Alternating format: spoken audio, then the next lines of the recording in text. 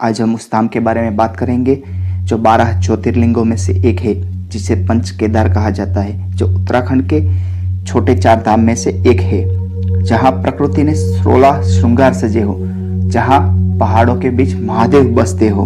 हर युवा की दिली ख्वाहिश होती है कि बस एक बार दर्शन हो जाए तो बेड़ा पार।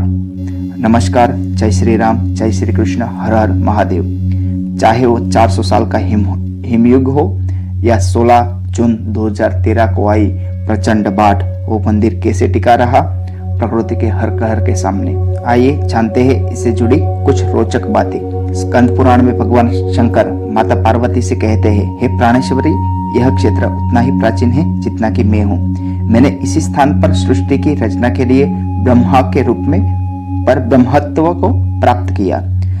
तभी से यह स्थान मेरा चिर परिचित आवास है। यह केदारखंड मेरा चिर निवास होने के कारण भूस्वर्ग के समान है। केदारखंड में उल्लेख है, अकृत्वा दर्शनम वैश्वय केदारस्य धनाशिनः यो गच्छेद बद्री तस्य यात्रा निष्फलताम व्रजेत। अर्थात बिना केदारनाथ भगवान के दर्शन के यदि कोई बद्रीनाथ क्षेत्र की यात्रा करता है तो उसकी यात्रा व्यर्थ हो जाती है। पुराण कथा के अनुसार हिमालय के केदार श्रृंग पर भगवान विष्णु के अवतार महातपस्वी नर और नारायण ऋषि तपस्या करते थे। उनकी आराधना से प्रसन्न होकर भगवान शंकर प्रसन्न हुए और उनके प्रार्थना अनुसार भगवान ने ज्योतिर्लिंग के रूप में सदा वास करने का वर प्रदान किया। यह स्थल केदारनाथ पर्वतराज हिमालय के केदार नामक श्रृंग पर उपस्थित है। एक कहानी ये भी है कि जब महाभारत के युद्ध में विजयी होने पर पांडव भ्रातृहत्या के पाप से मुक्त होना चाहते थे। इसके लिए भगवान शंकर का आशीर्वाद पाना जरूरी था, लेकिन वे उन लोगों से रुष्ट थे। इसलिए भगवान शंकर अंतर ध्यान होकर केदारनाथ में जा बसे। पांडव उनका पीछा करते करते केदार पहुंच ही गए। भगवान शंकर ने तब तक बेल का रूप धारण कर लिया था और वे अन्य पशुओं के बीच में जा मिले। अतः भीम ने अपना विशाल रूप धारण कर 2 पहाड़ों पर पैर फैला दिए। अन्य सब गाय, बैल और भैंसों तो निकल गई, पर शंकर जी रूपी बैल पैर के नीचे से जाने को तैयार नहीं हुआ। भीम बलपूर्वक इस बैल पर झपटे, लेकिन बैल भूमि में अंतर ध्यान होने लगा। तब भीम ने बैल की त्रिकोणात्मक पीठ का भाग पकड़ लिया। भगवान शंकर पांडवों की भक्ति दृढ़ संकल्प को देखकर प्रसन्न हो गए। उन्होंने तत्काल दर्शन देकर पांडवों को पाप से मुक्त किया। उसी समय से भगवान शंकर बैल की पीठ की आकृति पिंड के रूप में केदारनाथ में पूजित है। ऐसा माना जाता है कि जब भगवान शंकर बैल के रूप में अंतर ध्यान हुए तो उनका धड़ से ऊपर का भाग काठमांडू में प्रकट हुआ। अब वहाँ पशुपतिनाथ का प्रसिद्ध मंदिर है। शिव की भुजाएं तुंगनाथ में, मुख रुद्रनाथ में, नाभि मदमदेश्वर में और जटा कल्पेश्वर में प्रकट हुए। इसलिए इन चारों स्थानों सहित श्री केदारनाथ को पंच केदार कहा जाता है। यहाँ शिव जी के भव्य मंदिर बने हुए हैं। केदारनाथ धाम में एक तरफ करीब 22,000 फुट ऊंचा केदार, दूसरी तरफ 21,000 फुट ऊंचा खर्चकुंड और तीसरी तरफ 22,000 फुट ऊंचा भरतकुंड का पहाड़ है। न सिर्फ 3 पहाड़ बल्कि ये 5 नदियों का संगम भी है। मंदाकिनी, मधुगंगा, क्षीरगंगा, सरस्वती और स्वर्णगौरी।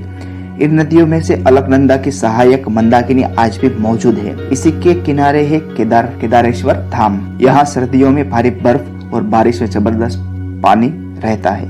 केदारनाथ मंदिर के निर्माण से जुड़ी कुछ बातें। कहा जाता है कि पांडवों ने इस मंदिर को बनवाया था। इसके बाद मंदिर का पुनः निर्माण आदि शंकराचार्य ने किया। उसके बाद उन्होंने इसी मंदिर के पीछे समाधि ले ली थी, जो आज तक वहां मौजूद है। करीब 10वीं से 13वीं शताब्दी के बीच कई भारतीय राजाओं के द्वारा मंदिर का पुनः निर्माण करवाया गया था, जिससे उसका जीर्णोद्धार होता रहा। केदारनाथ मंदिर समुद्र तल से 22,000 फीट की ऊंचाई पर स्थित है। यह मंदिर कठवा पत्थरों के भूरे रंग के विशाल और मजबूत शिलाखंडों को जोड़कर बनाया गया है। 6 फुट ऊंचे चबूतरे पर खड़े 85 फुट ऊंचे और 187 फुट लंबे 80 फुट चौड़े मंदिर की दीवारें करीब 12 फुट चौड़ी है। यह आश्चर्य ही है कि इतने भारी पत्थरों को इतनी ऊंचाई पर लाकर व तराश कर कैसे मंदिर की शक्ल दी गई होगी। खासकर इसकी विशालकाय छत कैसे खंभों पर रखी गई। पत्थरों को एक दूसरे में जोड़ने के लिए इंटरलॉकिंग तकनीक का इस्तेमाल किया गया है।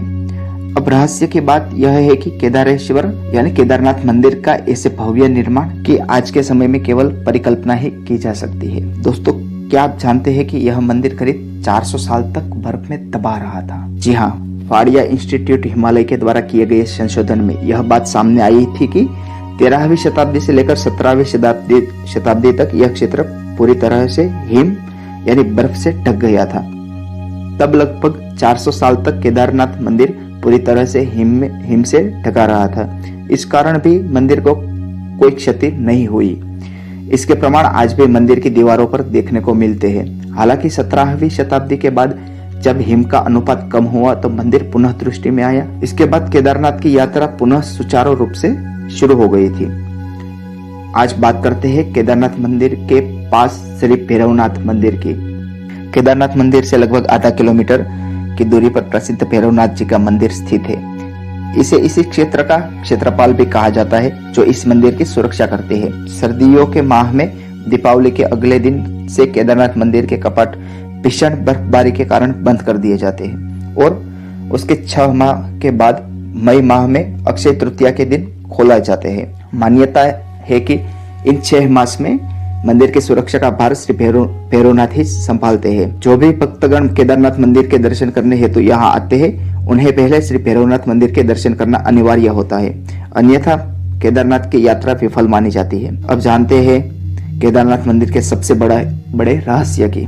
सर्दियों के माह में जब केदारनाथ मंदिर 6 माह के लिए बंद हो जाता है, तब यहाँ रहस्यमय तरीके से अखंड ज्योत लगातार 6 मास तक प्रज्वलित रहती है। दीपावली के बाद से यहाँ पर भीषण बर्फबारी का दौर शुरू हो जाता है, जिस कारण केदारनाथ भगवान के प्रतीकात्मक स्वरूप को नीचे रुखीमठ के ओमकारेश्वर मंदिर में स्थापित कर दिया जाता है। इन 6 मास में वहाँ के स्थानिक नागरिक भी वहाँ रह नहीं पाते। इस कारण वहाँ से सभी श्रद्धालु भक्तगण, स्थानिक नागरिक, दुकान वाले, उत्तराखंड सरकार के अधिकारी इत्यादि सब नीचे आ जाते हैं। 6 मास तक यह स्थल एकदम सुनसान रहता है।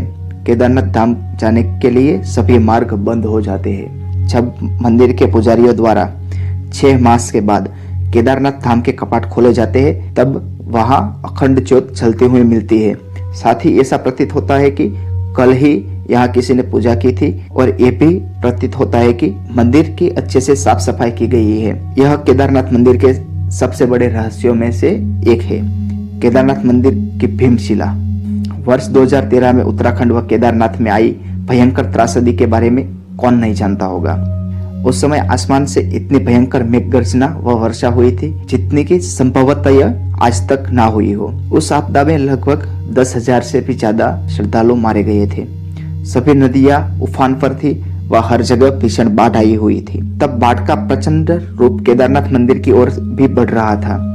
केदारनाथ मंदिर के पीछे जो आदि शंकराचार्य का समाधि स्थल है, वो पूरी तरह से बाढ़ में बह गया। इससे पहले कि बाढ़ का पानी केदारनाथ मंदिर के पास पहुंचा, उससे पहले ही चमत्कारिक रूप से एक विशाल चट्टान पानी में बहती हुई आई और ठीक मंदिर के पीछे रुक गई। इस चट्टान से टकराकर पानी का बहाव 2 भाग में बट गया और मंदिर के दोनों ओर से आगे निकल गया।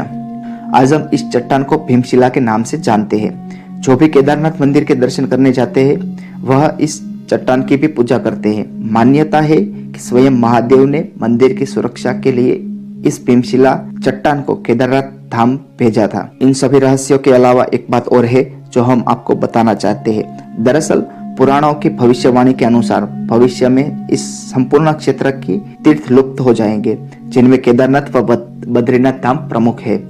पुराणों के अनुसार एक दिन नारायण की शक्ति से पहाड़ों का मिलन होगा व बद्रीनाथ तथा केदारनाथ के मार्ग लुप्त हो जाएंगे। इसके बाद एक नए धाम का उदय होगा, जिसे भविष्य बद्री के नाम से जाना जाएगा। केदारनाथ मंदिर से जुड़ा एक और रोचक तथ्य जिससे जुड़ा हुआ है, वो है यहाँ के पुजारी। आदि शंकराचार्य के द्वारा केदारनाथ मंदिर की देखभाल व पूजा अर्चना का कार्य कर्नाटक राज्य के वीराशैव जंगम समुदाय के ब्राह्मणों को सौंपा गया था। तब से यह परंपरा आज तक चलती आ रही है। इसके साथ ही मंदिर के सभी पूजा अनुष्ठान व कार्य कन्नड़ भाषा में ही किए जाते हैं। दोस्तों, आज यही समाप्त करते हैं ऐसी रोचक और सनातन धर्म से जुड़ी कई कथाएं और मंदिरों के बारे में जानकारी प्राप्त करने के लिए हमारे साथ जुड़े रहिए। इस वीडियो को लाइक करें, सब्सक्राइब करें हमारे चैनल को और कमेंट में जरूर बताइए आपको आगे किस मंदिर या पौराणिक कथा के बारे में जानकारी चाहिए। जय श्री राम।